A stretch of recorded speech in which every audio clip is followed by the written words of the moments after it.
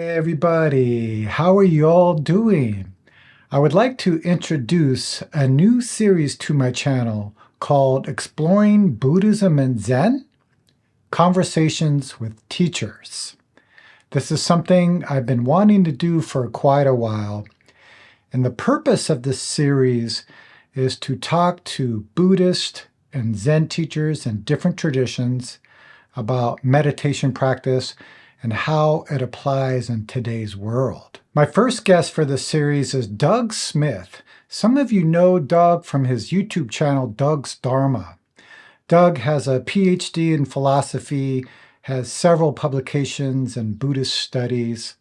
He founded the online Dharma Institute and has practiced in both Zen and Theravadan traditions. Let's get started and dive in with my conversation with Doug. Okay, so welcome everyone to our new series. I would be very happy to introduce Doug Smith. Thank you, Doug, for doing this. Glad to be here, Jason. Yeah, and being the first guest. Again, people in the community suggested many different people, and you seem to appear over and over again, so I'm happy you are here. So I gave a little introduction earlier about yourself, mostly kind of a little bit about your background. But I think what I'm interested in and what people have told me or asked me is about how you were led into Buddhism. Maybe you can share that with us. Yeah.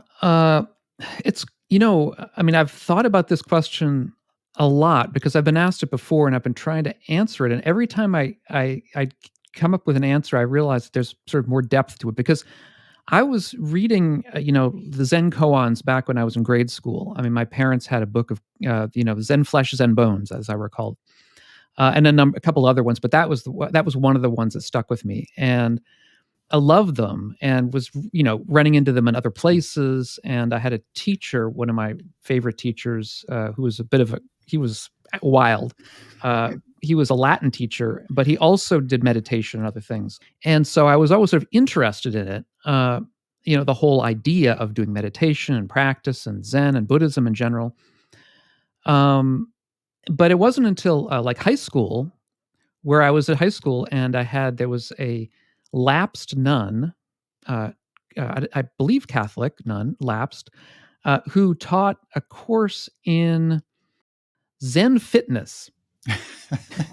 It was like that we had to do something. You had to do some kind of activity, sport, whatever. And I'm not big into sports. So Zen fitness was like right up my alley. And so that was my first sort of encounter with actual meditation, because we would do jogging with a sort of like a walking meditation, except that you were not walking but jogging. And then we would do sort of seated, sort of like a breath meditation. But her instructions were not very clear. So I remember she would say, count your breaths. And it, for me, it was okay. So I would get up to like 35, 72, and then it was like and then I would forget and I would go back to 1. And it was very confusing about, because how far could you go? And then it was only later that I got the instruction that, no, you should sort of end at 10, go back to 1 again. Otherwise it becomes a kind of an exercise in trying to get the highest number, which is not really the point. But in any event, that was sort of how I, started with the practice. Then at university, when I was at university, I took a course in Buddhism, my first semester there, and loved it. And, sort of that kept me going, and my background, as you know, is more academic in the sense that I have a doctorate in philosophy. I've done some work in Buddhist studies. When I was doing my philosophy work, I did a sort of a side minor in South Asian studies. And so some work there with Buddhism in a sort of a more, scholarly setting. Right. But when you're doing a philosophy PhD in a Western context, you're very much in a different place. Right. And so at that point, although at part of my time in grad school, I was going to a Zendo off and on, but the person in the philosophy department who was teaching Buddhism was actually the one person who's sort of doing philosophy of religion was a very convinced Christian. And so when he would teach religion, philosophy of religion, and would get to Buddhism, his teaching methods, which I didn't mind, but they were what they were very polemical. And so through that, although I didn't necessarily agree with everything he was saying, that was sort of part of what got me sort of, okay, I don't really necessarily agree with everything in Buddhism, so maybe I'll just continue doing my philosophy, right? And so there were a number of years where I sort of thought of Buddhism as a great thing, but it was not something that I was really doing. And then more recently, I sort of got more in touch with modern Theravada, the mindfulness movement, in New York Insight, which was sort of my Zendo for a while until I left the city. I'm not Zendo, but my local Buddhist center for a while, and got more into early Buddhism, which is really what was interesting me when I was in graduate school. And where I was there, nobody was interested in that. And that's really not something that's done at the academy in the United States in particular. I was interested in a bit in Abhidhamma, and the early stuff. And I had always sort of been led to believe that there wasn't really anything prior to the Abhidhamma that was sort of worth paying attention to, that all the interesting stuff philosophically was the later stuff. I just found that really wasn't true, that there was a lot of really, really interesting stuff that was early. In fact, that's sort of really what I do now, is trying to discuss early Buddhism insofar as we really know what it is, which is, something of a question, but in any event, the material from the suttas and the agamas in Chinese that have been translated into English. And so, again, my introduction, my time in Buddhism is largely academic, but at the same time, I have a practice. My practice is very informed by the scholarship that I do. But yeah, it's not, it's very different, for example, from a Zen practice, which is much less cognitive and much more sort of, embodied, I think. And I do a more or less weekly podcast with my meditation teacher, John Aaron, who is much more sort of the embodied, more sort of Zen way of dealing with things. And so it's sort of a yin and yang with me and him on this podcast. But anyway, that's sort of a bit of an introduction to how I got into all this. Yeah. You talked about your practice. Do you have like a daily practice that you do? I'd be interested in hearing about that. Yeah. No, I do. I always, from the time that I started doing meditation, I always loved it. So I have a roughly speaking, half an hour meditation every morning. I do mindfulness, sort of mindfulness of breathing, which I find is just the most useful to me. Sometimes I sort of shade over into shikantaza, sort of just sitting. Sometimes I do, there's in the early Buddhism and the Theravada tradition, there's 4 foundations of mindfulness. So there's these 4 different approaches you can get to how you practice mindfulness: mindfulness of the body, mindfulness of feelings, mindfulness of the mind, and mindfulness of dharmas. And you sort of, oscillate between those depending on the day. Sort of, what is the state of your mind right now? Where is it coming from? Sort of, bodily, how does it feel? Where does it manifesting itself? A feeling of, where are you feeling pains right now? Where are you suffering right now? This kind of thing. And I always found that very, very useful. And then a lot of my practice, of course, I consider it practice, is scholarship. To do my videos every week requires quite a bit of time, because, you don't, I think it may appear to people that, it's sort of, they're off the cuff, but they're not. They're, the stuff that I do is involves usually quite a bit of research. And then there are all these topics that I think I'm going to start doing, and then realize halfway into them that I'm not ready for that topic yet. So that, there's, 4 or 5 hours down the drain. So it ends up, being a lot of work of, sutta study and study of secondary literature and so on. So that's part of it. And then we have a local sangha that's sort of an ecumenical, I would consider it ecumenical kind of sangha, that meets once a week, that is very pleasant. And If I had something that was a little bit more focused on what I would, on my own practice, I would love that. But it's asking a lot in a small community, which is where I am right now. But it's good Yeah. to have something anyway. Right. Yes. And yeah, just curious, being a Zen practitioner and teacher myself, your experience with Zen. What was so you said it was a Zendo in New York? The one that I was at most recently was New York Insight, which is a Western Theravada center. But before that, I was at there doing Zen when I was at university. Mhm. I founded the Zen Club. Oh, that sounds good. which was really nothing. I have to say it was a bit of a joke, but at least it showed that I was interested in Zen. Right, right, And right. we had a local meditation group that was sort of ongoing at the university. And again, when I went from university to graduate school, then I was in a Zendo in Madison, Wisconsin for quite a while, probably over a year. But again, it was not every day. It would have been maybe once a week or so. And I did go to a couple of Zendos in New York. I went to the one, I forgot the name of it, on the Upper East Side once or twice, which was interesting, very sort of severe. And I had been told that by people at university that it was very severe. Um, and so they sort of tried to get me to not go there. So I was sort of like, I nah, see. you're probably Yeah. right. And then later on, there was one in Brooklyn, Fire Lotus in near Brooklyn Heights, which was wonderful. My wife and I went there many times just for sort of half day sits and that kind of thing. Again, we were not sort of regulars, but it was a place we went to when we wanted sort of a refresher. Um, so, I mean, throughout this, I've always, had a soft spot in my heart for Zen approach to practice. My mind tends to work very analytically and Hmm. cognitively. So as a result, I tend to want to have reasons for things, which you don't get in Zen.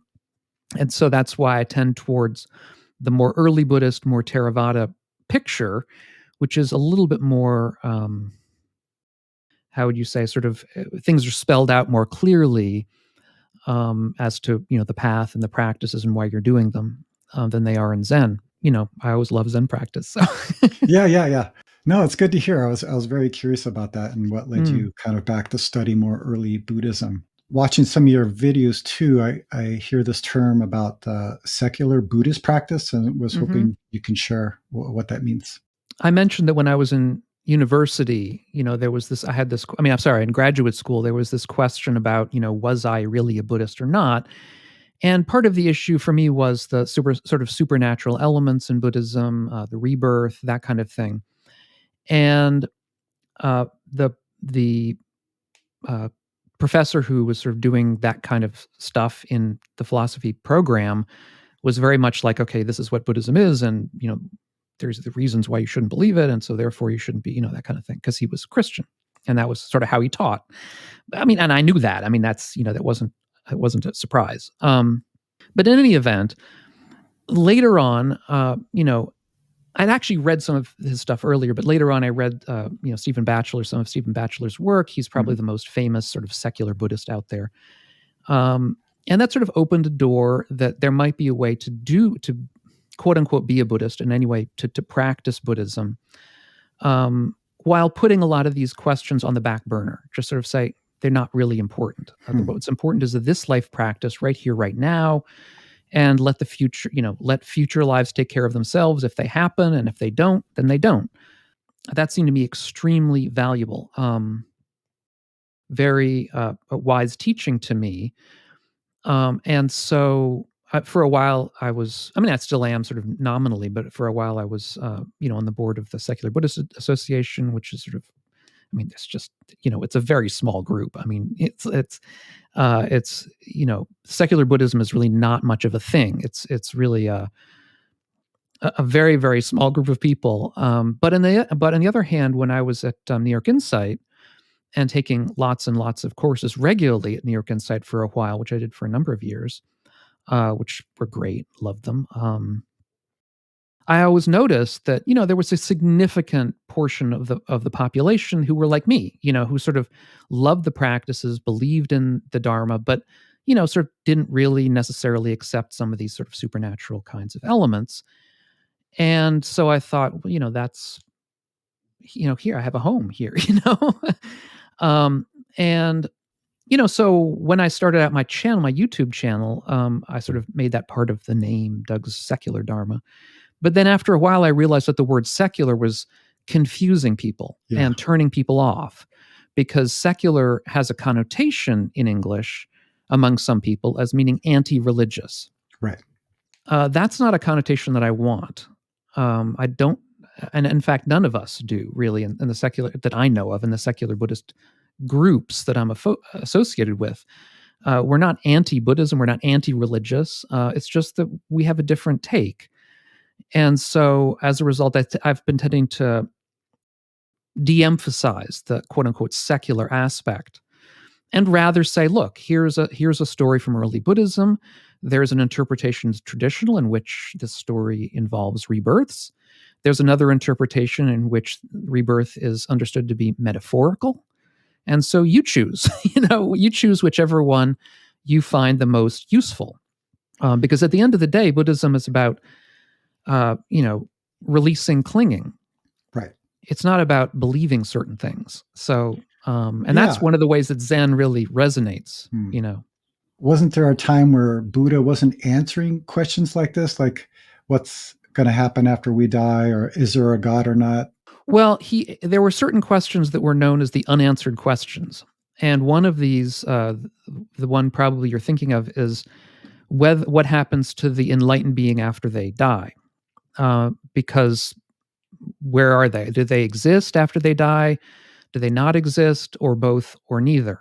That is to say, in some way, do they exist and not exist, or neither exist? And he didn't answer any of those. He wasn't willing to give an answer to any of them.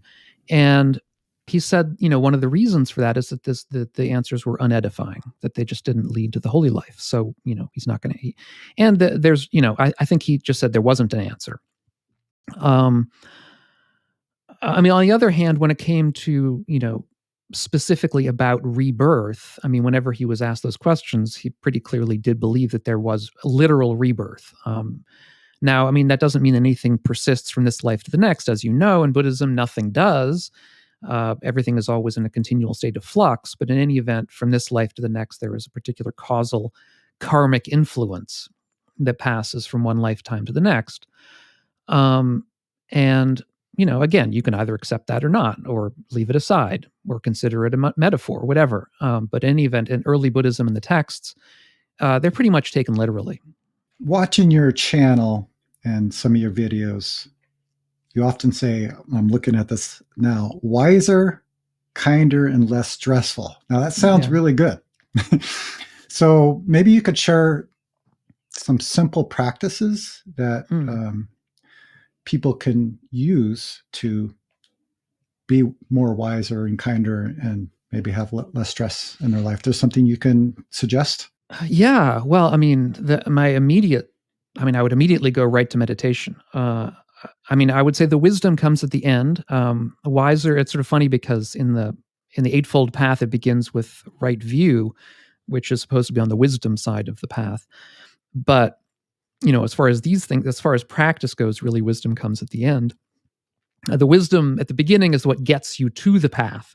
Mindfulness of breathing, number one, for calming. That's just, to me, is the king of the practices, or shikantaza, a similar kind of practice, just sitting and allowing the mind to calm down as it does spontaneously when you take out the distractions of the world and try to bring the mind back to the breath, so that you're always getting, when you sit, first thing you notice, you sit down and the mind starts spinning.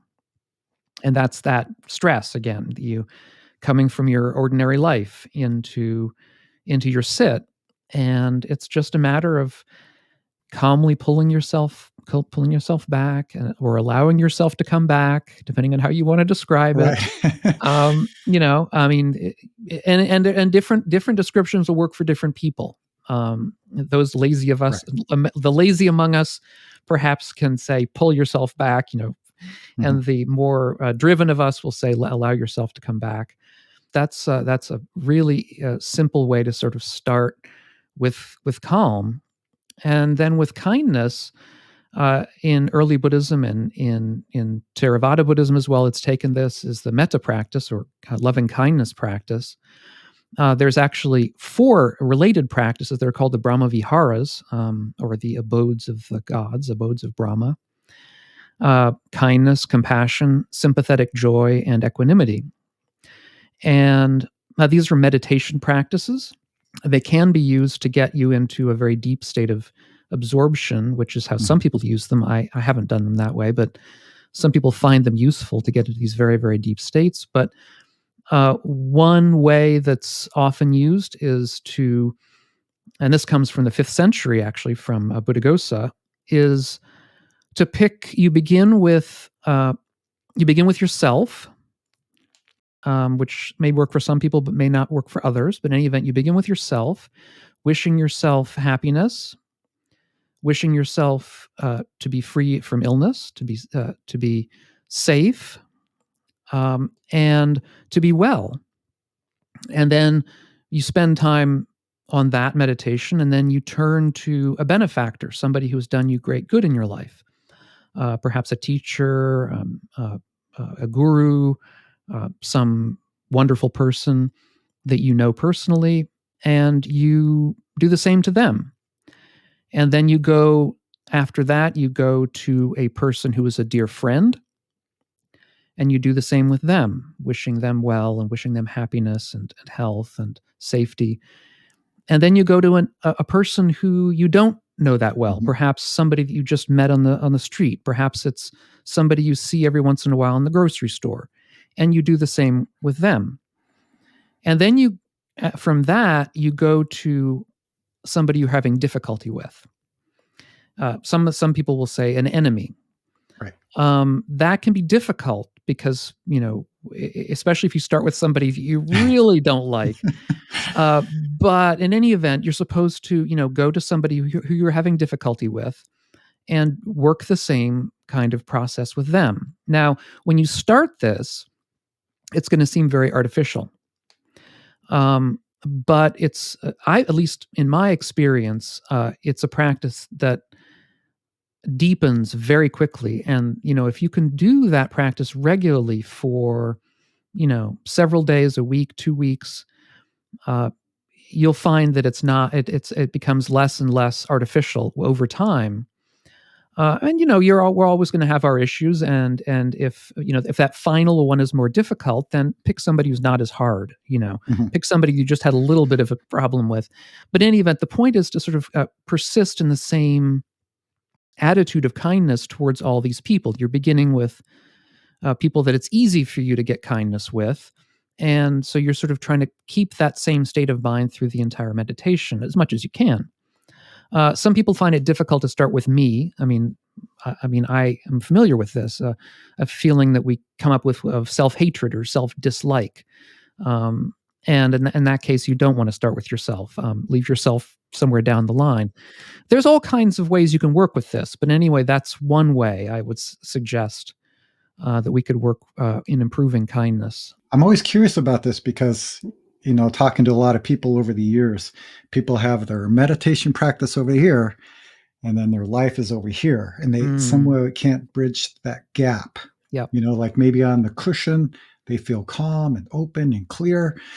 Then they get in their car and somebody cuts them off and meditation is out the window. Yeah, maybe that can lead to, it sounds like this is a practice you can actually take into your life, I guess, into your workplace, family situations, things like this. Absolutely. Yeah. I mean, both of these are practices you can bring into life. I mean, the Buddha, of course, when he was discussing mindfulness meditation, explicitly says that mindfulness meditation is something you should do while you're walking, while you're sitting down, while you're standing up, while you're going to the bathroom.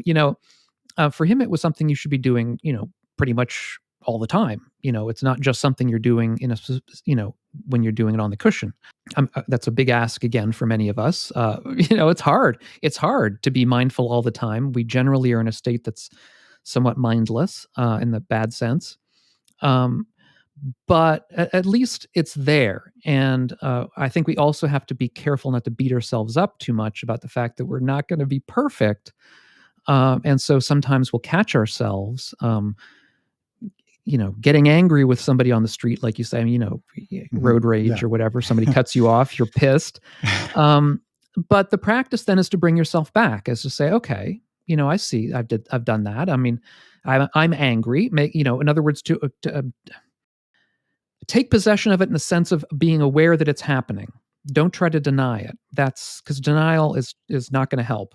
Yeah, we teach in a meditation instruction too, and at least in the school I teach in, about just the practice of sitting meditation.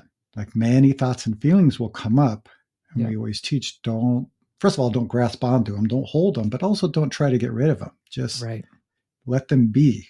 Because if you don't touch it, they pass. And it seems like that's something that can carry on to moments in our lives. So the wisdom part, I know, is this similar to like skillful means? Yeah. I mean, wisdom in early Buddhism, as I understand it, is really understanding the three marks of reality, which is change, dukkha, and non-self. That all things change. And that's to me, that's sort of the heart of Buddhist, understanding or knowledge, is that all things change, that all things are unsatisfactory in some sense. That insofar as we get tied into things that we find pleasurable in the world, and we're always doing that, we have to have some part in the back of our minds that's saying, there's also a downside here, because we're going to know it sooner or later anyway. So, there's a famous Theravada meditation teacher, Ajahn Chah, who used to hold up a cup in his meditation talks and would say, "This cup is broken." Now, of course, it was not broken, but the point is, think of it as broken. This cup is already broken.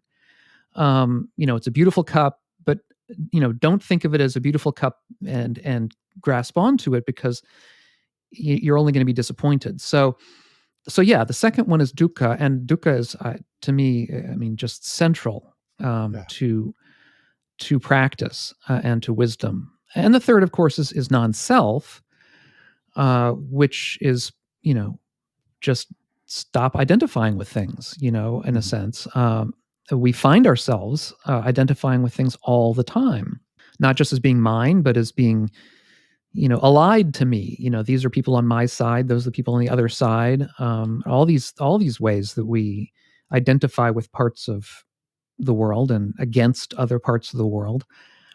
And so again, the wisdom is to see through that and to realize that that might be useful in certain circumstances, but it's not ultimately useful. Maybe you can talk about that, because I know in Zen we really look at this question of what am I, right? Because if we look at it deeply and closely, there's not a answer that appears. So maybe you can talk about some other type of practices or something to, like you said, see through this sense of self. The Buddha was very, it's fascinating. I think historically, the Buddha was very interested in the people at his day who were saying different things than he was. I mean, he grew up in an environment where people were arguing all kinds of things and claiming all kinds of things. And so a lot of the Buddha Dharma that comes down to us nowadays are reactions against certain views of his day. And one of those was ideas in the Upanishads, ideas from Brahminic, Vedic Brahmanism, about this sort of eternal, permanent self, soul, this Atman. And one of the things about the Atman was that it was this kind of, I've forgotten the term in the Upanishads, but this central controller over all that we were. And so in the Buddha's, I think it's his second sermon, he talks about how he talks about non-self, but in terms of a lack of control. And it's pretty clear he was reacting again. He was talking about some particular passages in the Upanishads, and probably in the Brihadaranyaka Upanishad, and a text that probably existed a couple of 100 years before his life. And we can take his ideas now, into our practice in just the way that we were talking about before, where we think that we have control over ourselves, not just our bodies, but even more, if we're being, good philosophers, our minds who are exactly who we are. But then you sit down and within 3 seconds, right. Where's your mind? It's doing something you didn't want it to do, that you certainly didn't control it in doing. The practice brings this lack of control in that part of you that's sort of the most intimate part of you, your own mind. It just brings it right in front of you.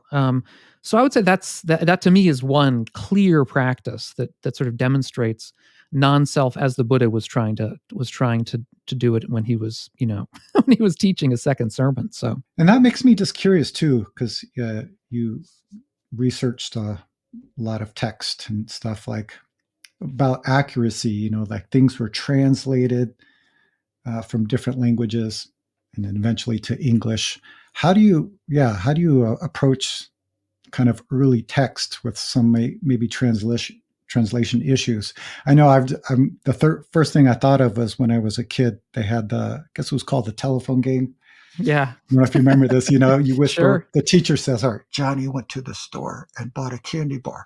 And then the people are telling each other, they're whispering each other's ear. And by the time it gets back to the teacher, it was, Rick jumped off the bridge into the. Right. So, yeah, I'm just curious about just your own research and experience. How accurate are these things of what the Buddha said? To an extent, that's, it's impossible to know for sure. But that's true about so much history. Because all of our history we have is, basically from either texts or from archaeological sources. And the archaeology is not going to tell you almost anything about philosophy. It just isn't, unless they're inscriptions, and then they're just texts. So, when we want to know about philosophical issues, religious issues, these kind of deep issues of Dharma, we're relying on texts. There's no other way to do it. And so it's tough, and it's difficult. But on the other hand, when people do these cross-cultural or, cross-linguistic studies of texts in the Agamas and the Pali Canon and these other languages, they find that there are differences, yes, but they're not deep differences I see. in the Dharma. They're mostly superficial differences in wording or order. So certain texts will be ordered differently or will have different contents, but it's not like there's a difference in the actual teaching. It may be a difference in the way it's taught, but for instance, the Satipatthana, the sutta on the 4 foundations of mindfulness that I was talking about, if you look at it in the Chinese, it's quite different from the way it was in the Pali. It's shorter in certain respects, or different. So some people believe that originally the text was quite short, but that stuff was added into it from other parts of the canon to sort of pad it out into a more complete teaching. And that's the kind of thing you would expect to happen over a period of time. So this is all in process as we speak, these decades right now. So I can't say that there's any kind of final answer, but yeah, that's kind of. Well, I've had the experience, even like quoting maybe a Zen teacher or an old story. I get, oh, he didn't say that, or this person didn't say that. It's like, right. Maybe it's true, but also just kind of like refocusing on the big picture. You already mentioned about Buddhism, like insight to non-self, letting go of ignorance and greed and hatred. It's like it's the core. Yeah. And maybe these other things can support that. Yeah, absolutely. You founded is it the Online Dharma Institute? Yeah. That's kind of where I have my courses, because I have several courses that I want to give, because there are certain, I love doing YouTube videos. That's basically the center of my focus, but there are certain topics that are just too lengthy to do in a YouTube video, and series on YouTubes don't do well, unfortunately. So I decided it would be better to do some courses so that I could do things that were a little bit more extensive such as the life of the Buddha, which is from a historical perspective, like because as you were alluding to, there's at least two different ways we can take these texts. One is the historical perspective, and one is, we might say, a faith perspective. In a faith perspective, we're less interested in the historical, facts, and more interested in how these stories relate to our lives now.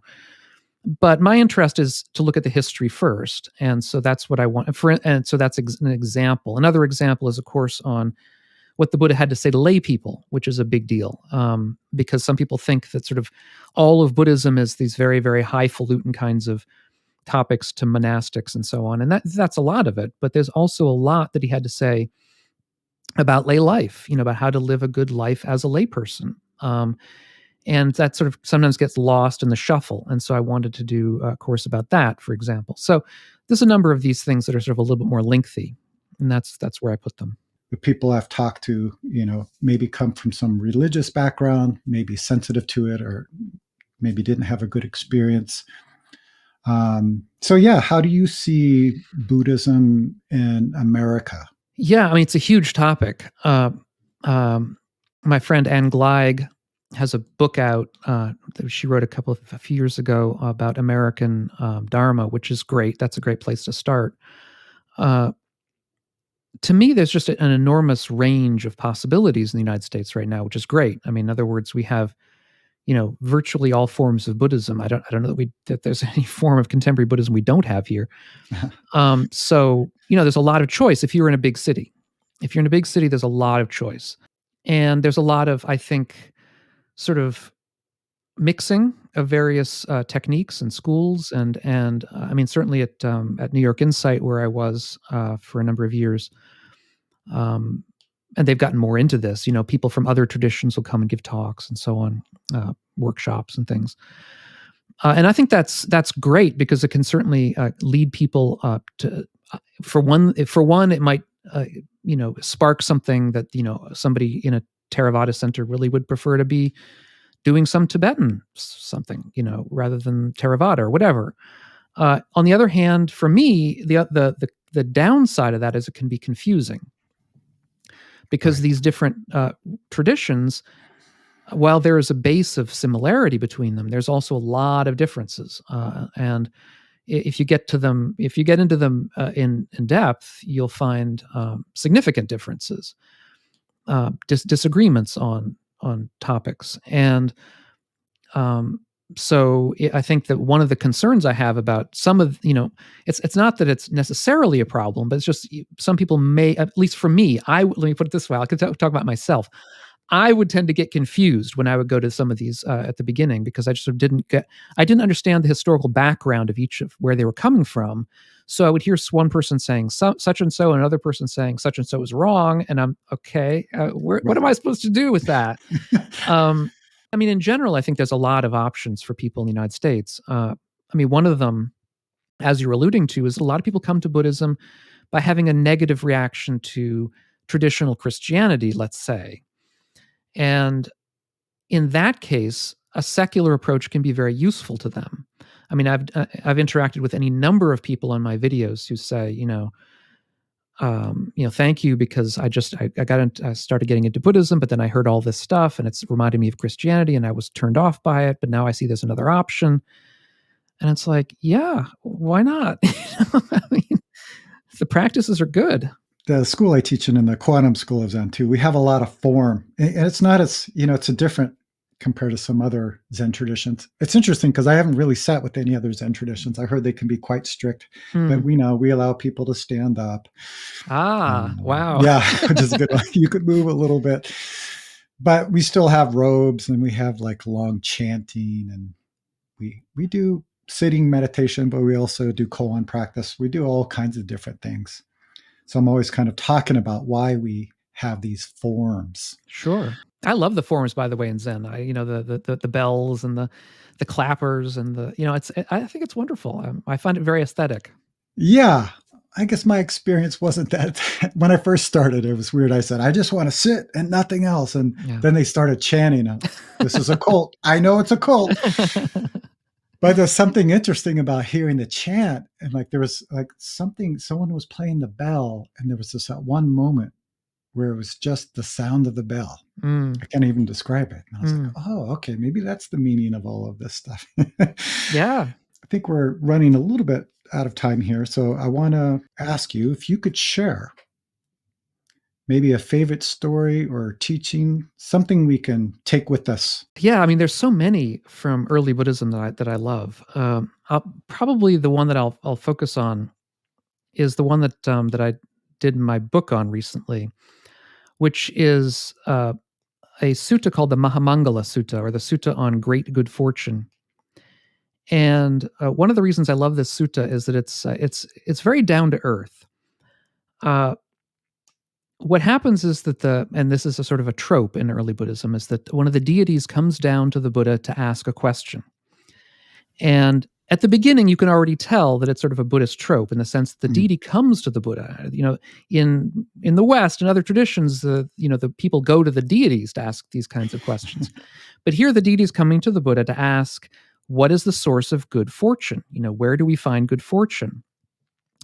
And in the context of the time, it's pretty clear the deity would be expecting a kind of a traditional answer. You find it in looking for a certain kind of omen. You find it in doing a certain kind of ritual practice. But instead, the Buddha gives a lengthy, well, it's not that lengthy, actually. It's quite short, but it's 38 different things that you should do.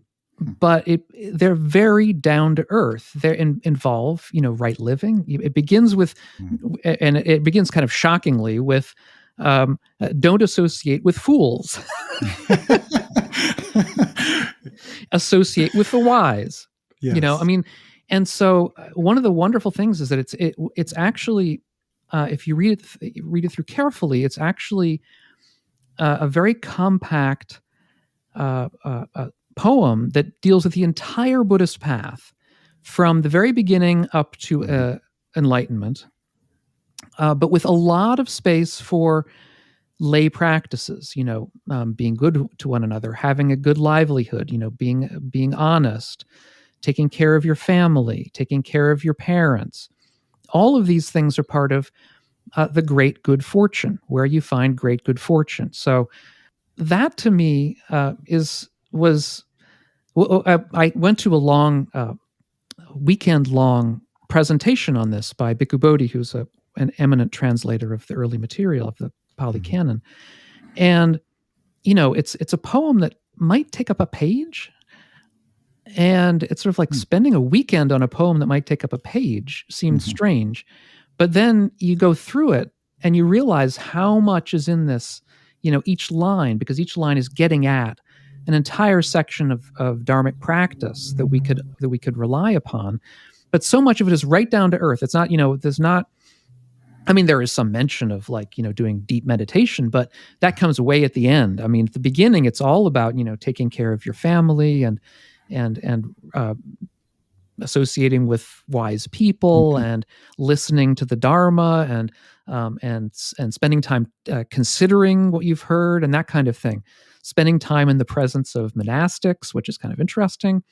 All these kinds of things are, relatively simple, but all put together in the way it's just a beautiful, compact kind of poem, which it spoke to me a lot. So that's why I did the book, and that's why that to me I think is a good place to start. Anyway, thank you so much. Oh, you're very welcome, Jason. I will put your YouTube channel down in the link below, Doug's Dharma, and also the online Dharma Institute. I'll put a link down below if anybody's interested. Thank you so much for being the first guest of the series. I'm very happy you could do this. You responded right away, so I really appreciate you. Well, you're very welcome. All right, so thank you again, and we will see you very soon.